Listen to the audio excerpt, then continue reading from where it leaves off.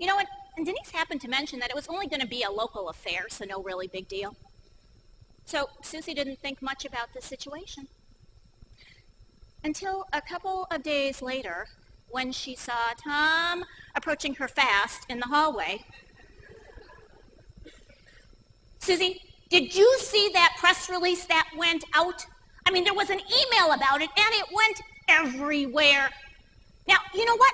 It didn't say anything about our department, and it definitely didn't say anything about me. I mean, come on, Susie. You know how hard I worked on this situation. I mean, I know those nurses deserve credit, but what about us? Well, later that afternoon, Susie heard the same concern from two other staff people, so she decided to hunt down Denise.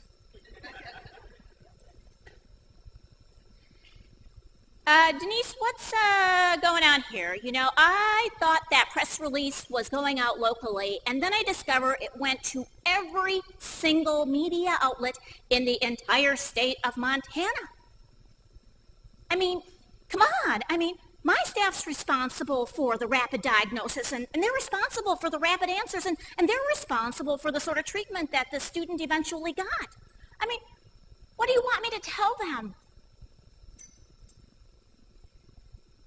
Oh, Susie, I'm really sorry. I had no idea that press release was going to go out to everybody across the state, and, I kind of lost control of things when the powers that be stepped in and took over, and the most I could do was make certain that the information in the press release was accurate. I can't make the situation any different than it is, but what I do plan to do is I plan in a couple of days when I talk at a TB controllers meeting, I'm going to mention how great your staff did in contrast to what happened with the Andrew Speaker case. Well, that's all fine and good, but I got to tell you, next time, you need to remember to get our 2 cents worth in there, too. And at that very moment, Susie realized that she needed to talk about the press release in her staff meeting the next day. She needed to let Tom and all the staff know that she had tried to do something about the situation. And so the next morning came, and in walked all of her staff, and she could see the look of disappointment on their face, all 20 of them. Well, it's not fair. Well, it's just the way things are around here. We don't get any recognition. What's different? Everything we do is behind the scenes. Susie listened to this conversation for a couple of minutes, and then she decided to intervene. Folks, we can sit here and feel bad about not getting any credit, or we can take action. Now, I don't know about you, but what I'd like to do with our time is I'd like to figure out ways in which we can get noticed. And you know what? It didn't take the staff very long to mobilize. In fact, they very quickly thought of a great idea around one of their own staff members.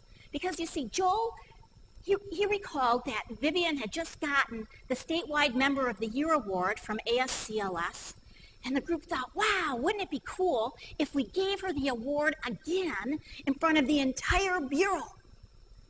And guess what? When they did that, the bureau chief even showed up. And to make things even better, they were able to get a story into their organization's newsletter that went out to 3,000 people. And to top that off, Susie took another step. They took a photograph of the ceremony, talked about all the past winners, including Vivian, and they sent the story to the local newspaper. Now, they don't know if it's going to get published, but hey, you never know unless you try. In order to get noticed and be heard, Susie's staff decided to move beyond their disappointment and to take the initiative to start telling their own success stories.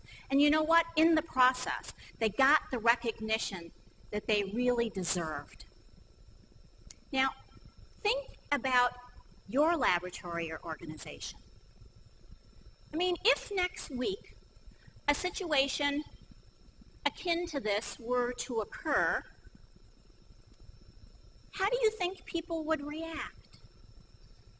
Would they throw their hands up in the air and say, "Can't do anything about it, it's the way life is"? Or would they take the opportunity to tell their own success stories? You know, and what would it take for that to happen? And I guess even more importantly, what's your role when you go back to work next week in making that happen?